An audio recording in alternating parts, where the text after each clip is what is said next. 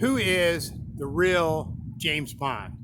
Let me tell you a little story. It's a story about James Bond Stockdale.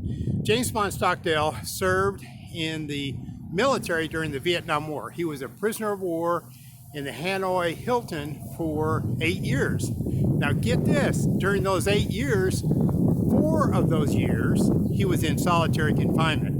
And since he was the highest ranking official as a prisoner of war, he was often tortured to the point of death. And of course, since he was a prize, being the highest ranking official as a prisoner of war, they did everything they did to torture him to death and yet keep him alive. Now, upon return to the United States, he was asked, how did you do this? Who survived and who did not survive? And he said, well, obviously the optimists did not survive. And wow, that's quite a statement. And he was asked to explain further.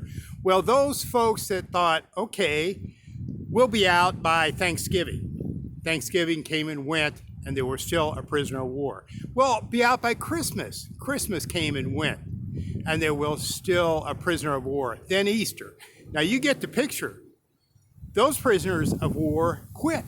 They just quit. And then as a result, they died. And he was asked, well, Stockdale, James Bond Stockdale, what did you do? What did you believe? He said 2 things. Number 1, I had extreme hope, not optimism, but hope based on a faith that I would prevail and someday this would be a defining event in my life.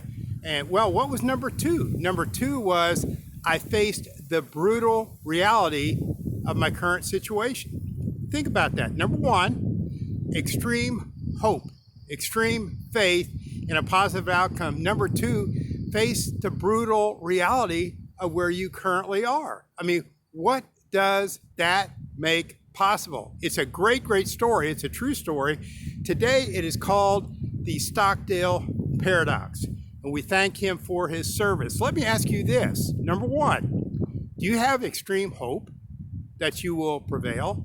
Number 2, do you have the courage to face the brutal reality of your current situation? And why would you do either 2 of these things? Either one of these things or both of these things? Because someday, everyone will either say, I wish I had, or I'm glad I did. When that day comes, what will you say? Will you be one who says, I'm glad I did? Or sadly, will you be the one who says, I sure wish I had?